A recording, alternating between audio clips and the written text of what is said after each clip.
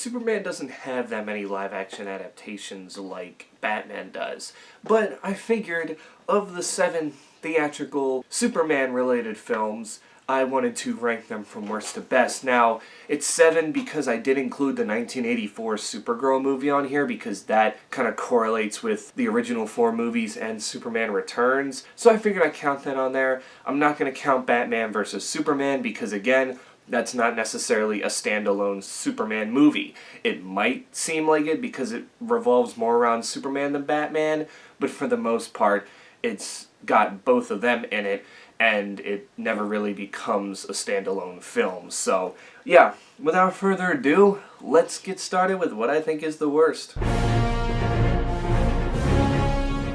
So Supergirl came right in between the time when they were still making the Superman movies. Superman 1, 2, and 3 had already been out at this point, and they had been trying to make a 4th one, but Christopher Reeve had been really hesitant. Margot Kidder was dealing with a lot of things, so they just thought, you know what?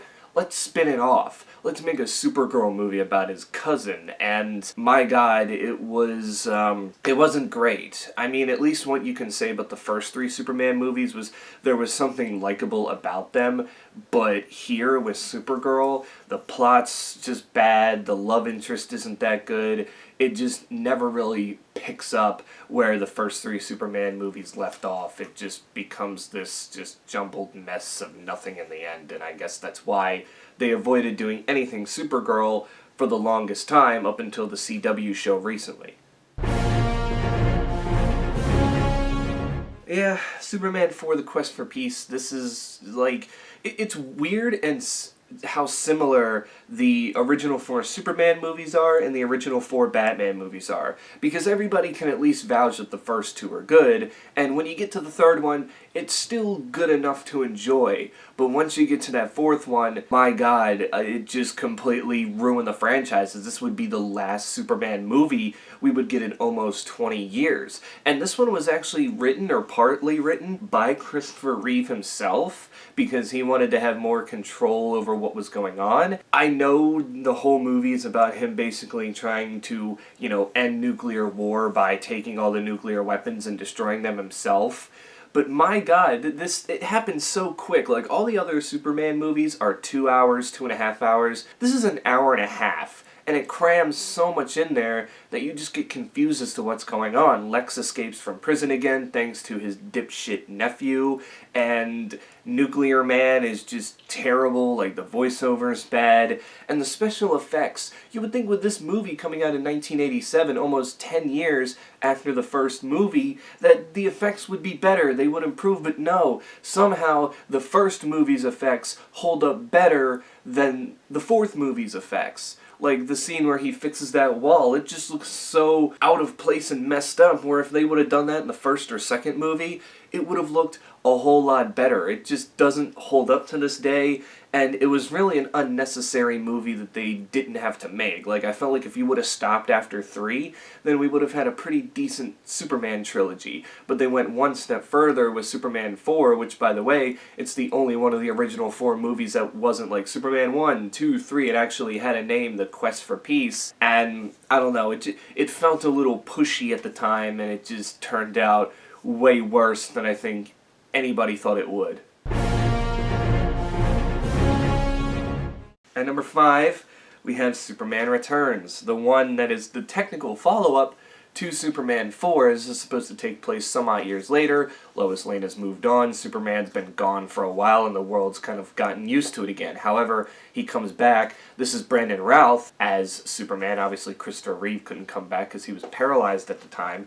And Brandon Routh, to me, I don't know. I've never really liked him as Superman. After Christopher Reeve, it took a while for them to really find, like, the new definitive Superman. Bryan Singer, man, it was disappointing because Bryan Singer, I love his first 2 X-Men movies. I think they're some of the best superhero movies ever made. But this was just long, bloated, and boring. It's one of those long movies that doesn't necessarily catch your attention. It starts very slow, and when a long movie can't catch your attention right away, it just becomes a problem, and you're lost, and it just didn't need to be 2.5 hours. Like, I felt like there was stuff just thrown in there for the sake of throwing it in there, and of course, Kevin Spacey, was Lex Luthor in this movie. I know it wasn't Gene Hackman, obviously, but that we didn't know what was going on with that back then with him, so we didn't really look at it that way. But now that we know, it's kind of very awkward going back and watching this movie, because you're like, yeah, this dude's a bad dude. But anyway, it doesn't do much, and it just kind of follows up the flop that was with another flop in itself. I know it did better than Superman for the Quest for Peace, obviously, but to me, it's always been a Superman movie that just bores me half to death. Like, at least with Superman 4, there's just some bad parts that make me laugh, where I'm like, oh, okay, ha ha ha, but this, I'm just like, alright, get on with it, nothing's happening here, just continue doing whatever, and it doesn't do anything. Number 4 is Superman 3. Again, I know people are going to be like, how do you enjoy this more than Superman Returns? Because Richard Pryor. That's why. That's right. Richard Pryor was in a Superman movie, and at first you're made to think that he's the main bad guy, but in the end, he's just working for the main bad guy because they found out that he hacked the system where he's getting paid, like, I think it was $85,000 at his job, and instead of going to jail, they were like, how about this? If you do this for us, we won't tell the cops. You won't go to jail. You'll help us do this.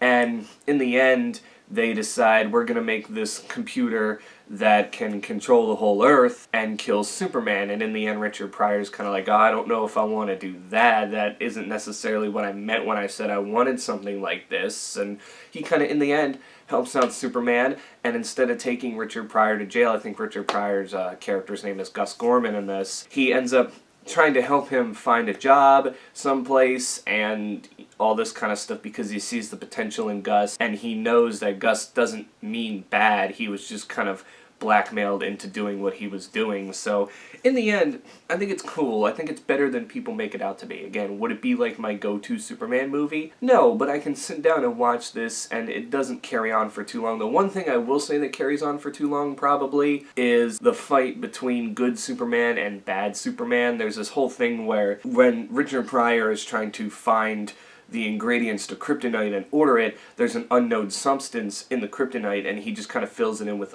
tar.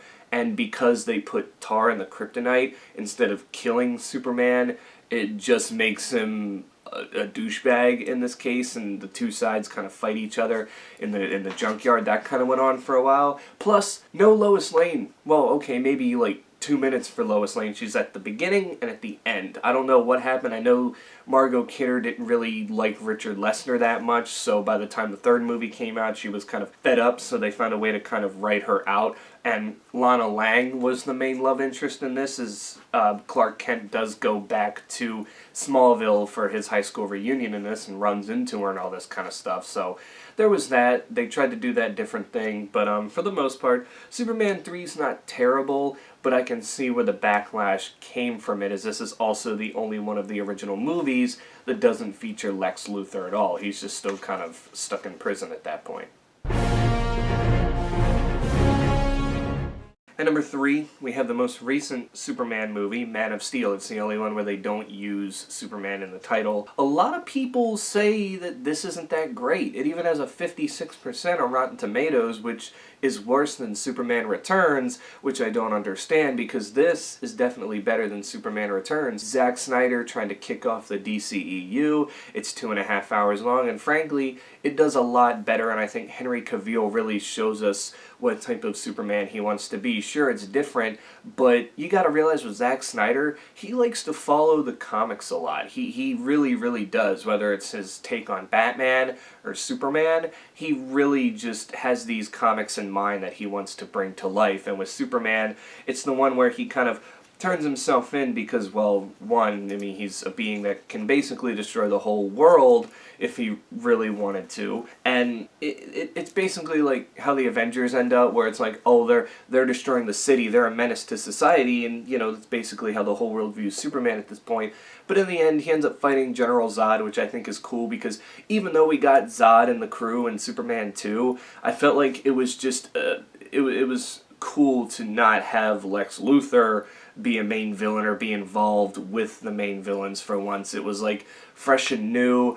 And I think it just does everything in a Superman movie that we kind of wanted. Like, this was the best Superman movie since Superman 2 at that point in time. And to this day, I still like to go back and rewatch it just because of Zack Snyder's take on it. And plus, Henry Cavill is the best Superman we have had since Christopher Reeve himself. Would I still say that Henry Cavill beats out Christopher Reeve? No, but for this generation, Henry Cavill is the definitive Superman at this point, and he wins it by a mile.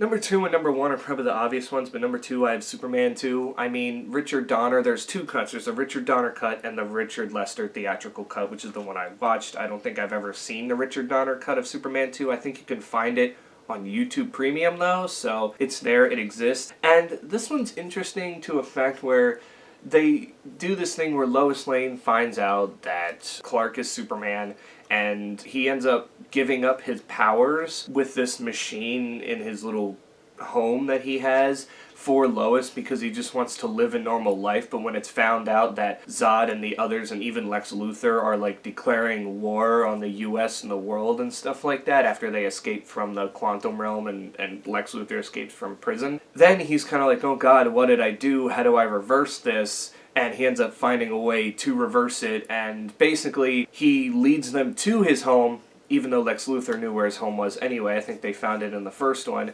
And he ends up telling the bad guys about the machine that, you know, could take Superman's powers away. But what Superman does is he reverses it to where he gets into the machine, but it takes away the powers of the, you know, other people like Zod and all this kind of stuff, and that's how he ends up defeating them. So, yeah, it was really cool. I felt like the relationship between him and Lois was getting somewhere, and I think this one would have been a great way to just kind of say, hey, Lex Luthor's out of the picture now, he's back in jail, and obviously for the third movie, I guess they had that in mind, and then they were people were probably like, where's Gene Hackman? And they had to bring him back for the fourth one, kind of forced that. But yeah, no, I think it's a good sequel. Obviously, a step down from the first one, but like I said, this is like, it's Batman Returns, where you can accept it for what it is, but a lot of people didn't necessarily like it as much as the first.